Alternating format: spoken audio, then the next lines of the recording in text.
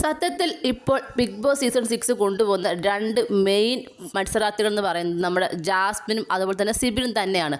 അതിൽ യാതൊരു സംശയവുമില്ല. സിബിൻ ടാർഗറ്റ് ചെയ്യുന്നത് ജാസ്മിനെയും ഗബ്രിയുമാണ്. അതുപോലെ ജാസ്മിൻ ഫോക്കസ് ചെയ്യുന്നത് സിബിന് തന്നെയാണ്. സിബിനാണ് മെയിൻ ഫോക്കസ് ആയിട്ട് ഇപ്പോൾ നിൽക്കുന്നത്. ആ ഒരു സിബിൻ്റെ ഗെയിം ഏത് രീതിയിൽ തകർക്കാം എന്ന് തന്നെയാണ് ഇപ്പോൾ ജാസ്മിൻ നോക്കിക്കൊണ്ടിരിക്കുന്നത്. അത് പലരിടത്തും ചെന്ന് നിന്ന് പറയുന്നുണ്ട്. സത്യത്തിൽ ജാസ്മിൻ പറയുന്ന പല കാര്യങ്ങളും സത്യം തന്നെയാണ്. പക്ഷേ ജാസ്മിൻ നെഗറ്റീവ് ആയതുകൊണ്ടും ജാസ്മിൻ്റെ പല ഗെയിമുകൾ അങ്ങനെ ആയതുകൊണ്ടും തന്നെ അവൾ വീട്ടിലുള്ള ആരും വിശ്വസിക്കുന്നില്ല. അതുപോലെ തന്നെ സിബിൻ പറയുന്ന പല കാര്യങ്ങളും സത്യമുണ്ട്, അതിലേറെ കള്ളവുമുണ്ട്. കാര്യം പുറത്തുനിന്ന് വന്ന് കണ്ടതുകൊണ്ട് തന്നെ ജാസ്മിൻ നെഗറ്റീവാണെന്ന് അറിയാവുന്നത് കൊണ്ട് തന്നെ മാക്സിമം നാറ്റിക്കുക, ആ രീതിയിലൊരു ഗെയിമാണ് സിബിൻ്റെ ആയിരിക്കുന്നത്. നാറ്റിക്കുക, അല്ലാതെ ഫോക്കസ് ചെയ്ത് ഫേസ് ടു ഫേസ് കളിക്കുകയല്ല. നാറ്റിക്കുക, പുച്ഛിക്കുക, കളിയാക്കുക, ആ രീതിയിലുള്ള ഗെയിം. അപ്പോൾ അങ്ങനെയാണ് ജാസ്മിൻ ഭയങ്കരമായിട്ട് പ്രൊവോക്ക് ആവുന്നത്. ജാസ്മിന് വൃത്തിയില്ല, പുച്ഛം, ഇരിക്കുന്ന സ്ഥലം അങ്ങ് ഇരിക്കാൻ പറ്റില്ല, അങ്ങനെ വരുമ്പോൾ പുച്ഛിക്കുക, ഫേസ് തന്നെ ഒരു പുച്ഛ ഭാവത്തിലാക്കിക്കൊണ്ട് അങ്ങ് നാറ്റിക്കുമ്പോഴത്തേക്കും നമ്മുടെ ജാസ്മിനെ ഭയങ്കരമായിട്ട് ഹേർട്ട് ചെയ്യും.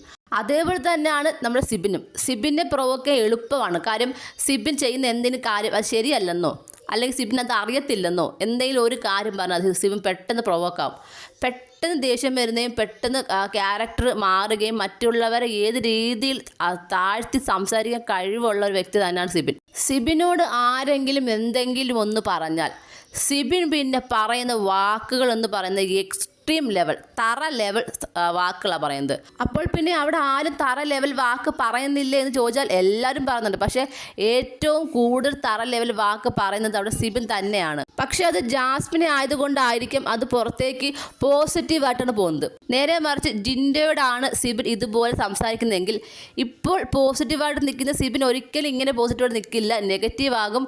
മാത്രമല്ല എത്രയും പെട്ടെന്ന് സിബിനെ പുറത്താക്കണം എന്ന രീതിയിലായിരിക്കും പ്രേക്ഷകർ നിൽക്കുന്നത്. പക്ഷേ ഇവിടെ ജാസ്മിൻ അത്ര നെഗറ്റീവ് ആയതുകൊണ്ടും ജാസ്മിൻ്റെ ഗെയിമിങ് ആർക്കും ഇഷ്ടമല്ലാത്തതുകൊണ്ടും ജാസ്മിനെ എന്തും പറയാം എന്ന രീതിയിലാണ് ഇപ്പോൾ സിബിൻ്റെ ഗെയിം പോകുന്നതും പ്രേക്ഷകർ അത് എൻജോയ് ചെയ്യുന്നതും. എന്തായാലും വന്ന് കയറിയ കുറേ വാഴകളെക്കാളും എന്തായാലും അവിടെ നിൽക്കുന്ന കുറച്ച് വാഴകളുണ്ട്, അവരെക്കാളും ഒക്കെ ബെറ്ററായിട്ട് തന്നെയാണ് എനിക്ക് ജാസ്മിനെ ഫീൽ ചെയ്യുന്നത്.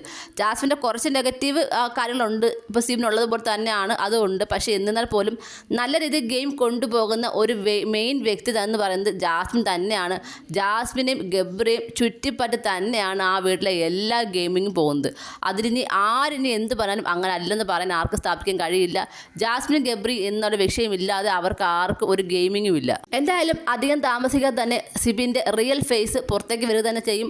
അധികം നാളൊന്നും അത് മൂടി വയ്ക്കാൻ കഴിയില്ല. അതിനുള്ള ഉത്തമ ഉദാഹരണമായിരിക്കാം ഇന്ന് നടക്കാൻ പോകുന്ന ആ നോമിനേഷനിലെ പ്രശ്നങ്ങളും. എന്താണ് നോക്കാം ഇന്ന് നടക്കാൻ പോകുന്ന പ്രശ്നങ്ങൾ എന്താണെന്ന് നമുക്ക് കണ്ടു തന്നെ അറിയാം. നിങ്ങൾക്ക് എന്താണ് തോന്നുന്നത്? നിങ്ങളുടെ അഭിപ്രായങ്ങൾ താഴെ കമൻറ്റ് ബോക്സിൽ മറക്കാതെ രേഖപ്പെടുത്തണം. കൂടുതൽ ലൈവ് അപ്ഡേഷനുമായിട്ട് ഉടനെ വരുന്നതായിരിക്കും.